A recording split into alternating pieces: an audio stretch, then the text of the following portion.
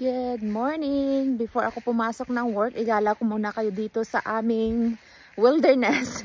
Sa aming, dito sa gilid ng aming bahay para pakita ko sa inyo kung ano yung mga wild na mga bulaklak at kung ano-ano pang mga tumutubo dito sa aming kagubatan. Ito tayo mag-umpisa. Ito, meron kami dito mga wild roses.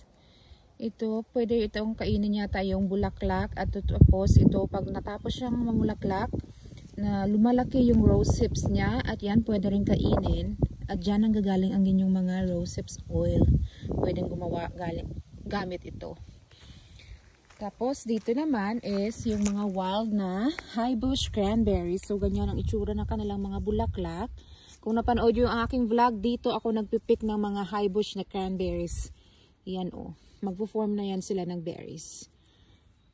At dito, nagkalat rin yung mga dandelions. May mga vloggers, si Ate Mayan, si Ate Kahampas Queen na nasa Dutch Harbor.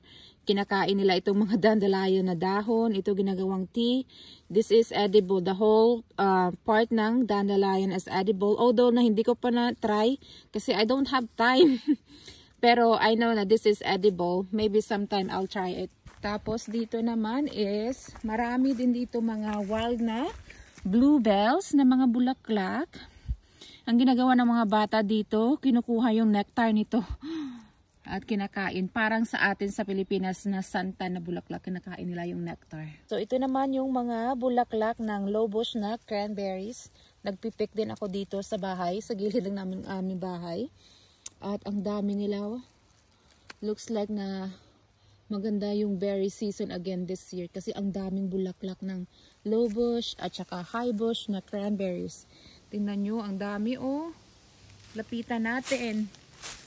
Oh, yan. I'm looking forward na sa berry season. Look at that. Oh, yan oh, may green na siya na bunga. Ito, may bunga na. Yan. Ano, ang dami nila oh. Yan. Kakatuwa lang kasi nandito lang talaga sa bahay namin.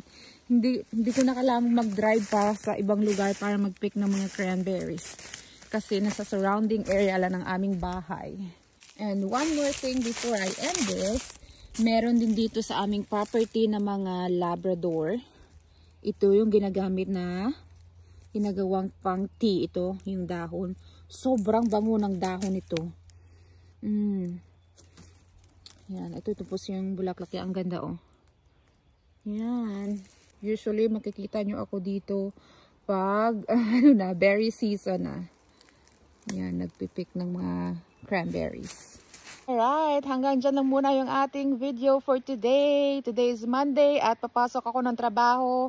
Kaya medyo matatagalan na naman siguro ako bago makagawa ng panibagong video. Yan lang.